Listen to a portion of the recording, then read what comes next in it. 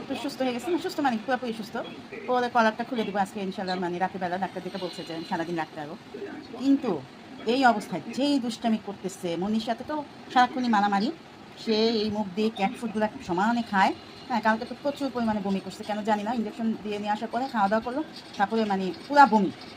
আমি তো ভয় পেয়ে গেছিলাম, আলহামদুলিল্লাহ এখন ভালোই আছে। কিন্তু দুষ্ট, দেখলেই বোঝা যায় যে একটা দুষ্ট। এই যে মনিকে কিভাবে অ্যাটাক করবে সেই তালে আছে।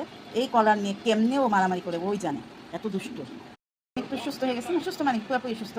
ওদের কলারটা খুলে দিব আজকে ইনশাআল্লাহ, মানে রাতেরবেলা ডাক্তার যেটা বলছে যে সারাদিন রাখতে পারবো। কিন্তু এই অবস্থায় যেই দুষ্টামি করতেছে, মনির সাথে তো সারাক্ষণই মারামারি। সে এই মুখ দিয়ে ক্যাট ফুডগুলো সমানে খায়। হ্যাঁ, কালকে তো প্রচুর পরিমাণে বমি করছে, কেন জানি না। ইঞ্জেকশন দিয়ে নিয়ে আসার পরে খাওয়া দাওয়া করলো, তারপরে মানে পুরা বমি।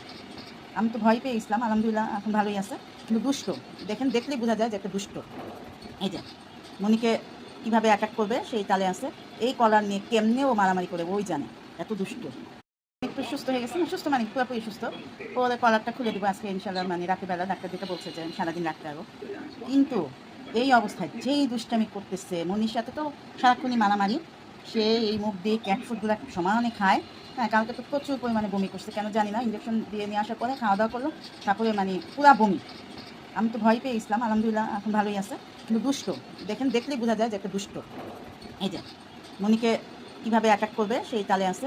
এই কলার নিয়ে কেমনে ও মারামারি করে ওই জানে, এত দুষ্ট।